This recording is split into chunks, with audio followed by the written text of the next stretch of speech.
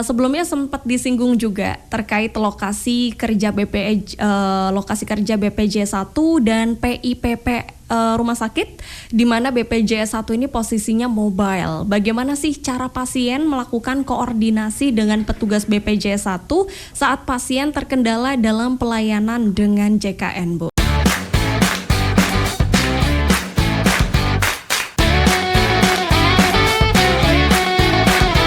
91 Podcast.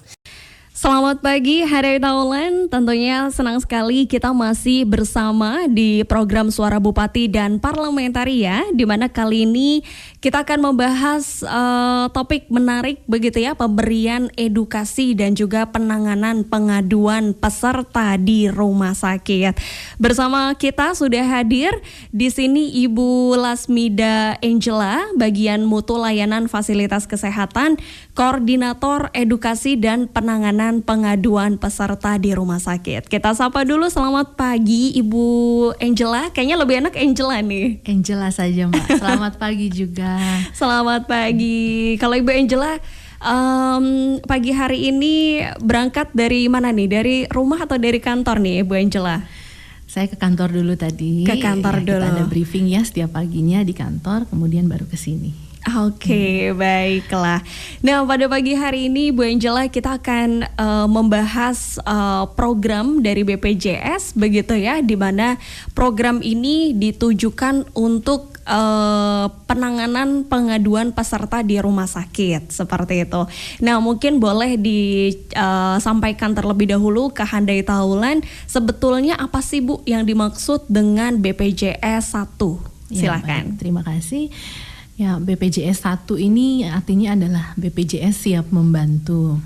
Nah, bisa juga dikatakan sebagai EP3RS. Nah, panjangan dari EP3RS ini adalah petugas khusus untuk penanganan edukasi dan penanganan pengaduan peserta khususnya untuk di rumah sakit yang bekerja sama dengan BPJS Kesehatan. Nah, petugas ini adalah pegawai BPJS Kesehatan yang ditunjuk untuk membantu kendala-kendala pelayanan peserta yang sedang membutuhkan pelayanan BPJS di rumah sakit. Nah, tujuan dari hadirnya petugas BPJS 1 ini sebagai upaya untuk memastikan adanya petugas yang memang hadir untuk menghandle setiap kendala pelayanan pasien atau peserta JKN di rumah sakit. Oke, dalam kegiatan sehari-harinya BPJS 1 akan berkolaborasi selalu dengan petugas PIPP rumah sakit. Nah, petugas PIPP rumah sakit sendiri ini adalah pegawai rumah sakit yang ditunjuk langsung oleh pemilik atau direktur rumah sakit tersebut, Mbak. Nah, sehingga untuk lokasi kerjanya PIPP rumah sakit ini akan selalu standby di rumah sakit. Nah, sedangkan untuk BPJS 1 sendiri, kami itu akan keliling setiap rumah sakitnya dan setiap hari itu pasti dengan rumah sakit yang berbeda. Gitu ya, Mbak. Oke, baik. Ternyata BPJS 1 ini Handai Taulan adanya di rumah sakit. Betul, begitu ya. Dan tentunya untuk memudahkan Handai Taulan yang sedang di rumah sakit kemudian butuh informasi apakah mungkin ini diklaim atau tidak begitu ya dari BPJS dan lain sebagainya, bisa ditanyakan ke BPJS 1 karena pihak rumah sakit pasti tidak tahu banyak begitu ya tentang informasi BPJS. Untuk itu kalau Handai Taulan yang saat berada di rumah sakit ingin mengetahui bagaimana manfaat yang kamu dapetin dari BPJS dan lain sebagainya, bisa ditanyakan langsung ke BPJS 1 supaya lebih jelas Handai Taulan.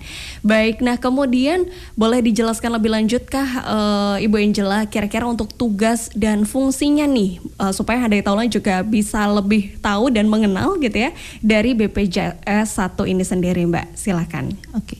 Jadi fungsi dari petugas BPJS 1 ini ada beberapa ya, Mbak.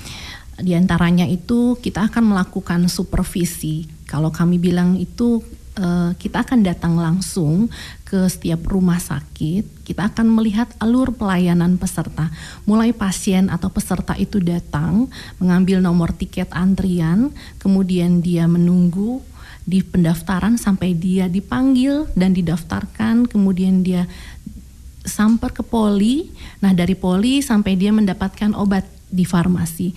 Nah, kami akan melihat dari setiap alurnya, Kemudian kami akan memastikan waktu tunggunya untuk melihat apakah memang sudah sesuai pelayanan pasien-pasien BPJS ini di rumah sakit. Nah, kemudian yang kedua, kami juga akan melakukan customer visit. Artinya dari customer visit itu kami akan langsung bertemu secara random, bertanya langsung dengan pasien-pasien yang sedang melakukan atau menerima pelayanan di rumah sakit. Nah, dari situ kami akan mengetahui, akan kami lakukan pemetaan area perbaikan atau area of improvement, sehingga mutu layanan di fasilitas kesehatan akan meningkat. Nah, kemudian terkait dengan keluhan-keluhan dari peserta, kami juga akan melakukan tindak lanjut berkoordinasi dengan petugas PIPP rumah sakit untuk memastikan atau mengkonfirmasi keluhan yang disampaikan peserta ke kami. Atau juga kami juga akan koordinasi dengan bagian atau unit lain di kantor cabang jika memang dibutuhkan. Begitu ya, Mbak. Oke, baiklah. Kemudian kalau untuk para peserta JKN sendiri, Ibu Angela, gimana nih para peserta ini bisa mengetahui kontak BPJS 1? Apakah memang sudah standby atau memang ada kontak-kontak khusus gitu yang harus perlu dihubungi baru bisa bertemu dengan pihak BPJS 1 di rumah sakit, Mbak? Silahkan. Oke, jadi peserta ini bisa mencari BPJS 1 itu melalui poster-poster, Mbak. Jadi kami akan memastikan fasilitas kesehatan ini menempel beberapa poster minimal di 10 titik yang bisa dilihat atau dijangkau oleh peserta. Biasanya rumah sakit akan menempel di ruang-ruang tunggu seperti ruang tunggu pendaftaran, ruang tunggu poli, ruang farmasi, kemudian di pendaftaran administrasi rawat inap, ruang tunggu ICU, ruang tunggu operasi, dan ruang tunggu laboratorium. Jadi dengan harapan dengan adanya poster tersebut, petugas rumah sakit dan petugas BPJS dapat dengan mudah ditemui oleh peserta. Oke, baik. Berarti tadi ada di 10 titik ya Handai Taulan. Jadi mulai sekarang kalau Handai Taulan berada di rumah sakit begitu ya, ini bisa cek juga nih apakah ada posternya atau belum. Kalau belum ada posternya mungkin bisa info juga ya kalau kesulitan mendapatkan kontak BPJS 1 ya, Ibu Angela ya. Ya, betul. Kami pastikan harus ada poster tersebut ya Mbak ya di setiap rumah sakit yang memang sudah kerjasama dengan BPJS Kesehatan. Itulah fungsinya kenapa kita juga keliling ke setiap rumah sakit di setiap harinya untuk memastikan poster itu masih ada tuh di situ. Oke. Dan biasanya selalu ada di yang wajib kali ya, ini salah satunya di ruang tunggu ICU begitu ya, Bu Angela ya. Kemudian ruang tunggu laboratorium, ruang tunggu Bu. Oka itu artinya operasi. Operasi. Ya, ruang tunggu operasi. Oke, dan juga ruang administrasi rawat inap. Betul. Bisa ditemukan di beberapa titik tersebut. Oke, baiklah Bu Angela. Dan kemudian kalau untuk jenis layanannya sendiri, Bu Angela, apa sih yang paling sering nih diberikan oleh BPJS 1 di rumah sakit nih, Bu? Oke. Jenis layanan kita beragam ya Mbak, karena kita yang namanya BPJS 1 itu pasti siap membantu setiap kendala atau pelayanan pasien di rumah sakit.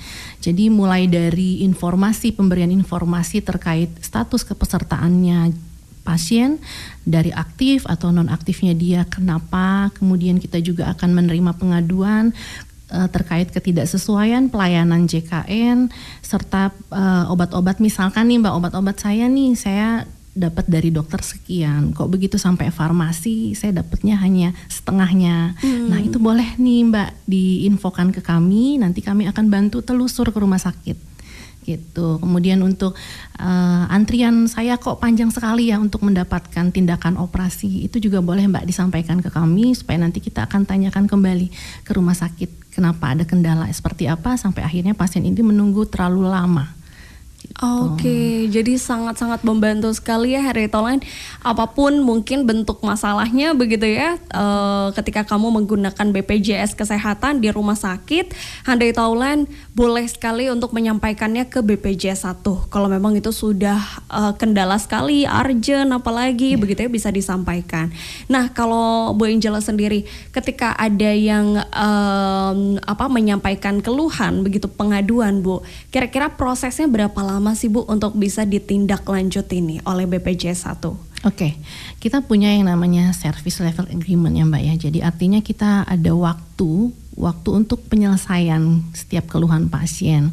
Nah, untuk kategori pasien yang sedang sangat membutuhkan pelayanan saat itu, kita hitungannya itu menit sampai jam. Oke. Gitu. Jadi kenapa? Karena pada saat itu kan dia akan menunggu pelayanan. Poli pasti kan ada durasi waktunya. Jangan sampai pasien sudah melakukan atau mengadu ke kami, ke BPJS 1, namun kami juga butuh koordinasi. Jangan sampai nanti pasien itu akhirnya tidak mendapatkan pelayanan. Nah, jadi kita kita selalu standby ya Mbak. Kalau di poster itu memang ada jam kerjanya BPJS 1. Namun tidak menutup kemungkinan di luar jam kerja itu kami tetap akan menerima pengaduan dari peserta. Oke, berarti lewat dari jam 5 itu bisa dikontak melalui nomor WhatsApp atau telepon Bu biasanya? Ya, kalau yang dari poster itu kami kan memasukkan atau mencantumkan nomor telepon.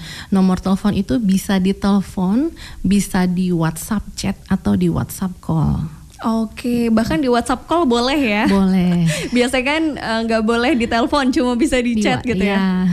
Oke, jadi kalau BPJS 1 jangan segan-segan untuk ditelepon kalau memang itu sudah butuh urgent sekali, begitu ya betul. Bu Angela. Oke, nah berarti BPJS 1 ini memang hanya ada di rumah sakit, hanya bisa kita temui di rumah sakit, begitu ya Bu Angela ya? Betul, tidak ada di vaskes pertama, begitu kan ya Bu ya? Ya, kalau vaskes pertama belum ada ya, karena kendala itu lebih rumitnya itu adalah di rumah sakit, pada saat dia melakukan pelayanan di rumah sakit. Oke, jadi Handai Taulan bisa temui BPJS 1 di rumah sakit. Baik, dan untuk pertanyaan yang terakhir nih Bu Angela, sebelumnya sempat disinggung juga terkait lokasi kerja BPJS 1 dan PIPP rumah sakit, di mana BPJS 1 ini posisinya mobile. Bagaimana sih cara pasien melakukan koordinasi dengan petugas BPJS 1 saat pasien terkendala dalam pelayanan dengan JKN, Bu? Silakan. Oke, baik, terima kasih Mbak. Jadi memang betul BPJS 1 ini kondisinya kita selalu mobile ya, keliling rumah sakit setiap harinya. Nah, jika pasien-pasien yang memang sedang membutuhkan urgent penanganan pengaduan atau dia tidak bisa melakukan pelayanan di rumah sakit, boleh berkoordinasi dulu dengan petugas PIPP rumah sakit. Karena yang tadi saya katakan di awal, BPJS 1 ini adalah berkolaborasi dengan petugas PIPP rumah sakit yang dimana dia akan selalu standby di rumah sakitnya. Karena dia adalah pegawai rumah sakit sendiri.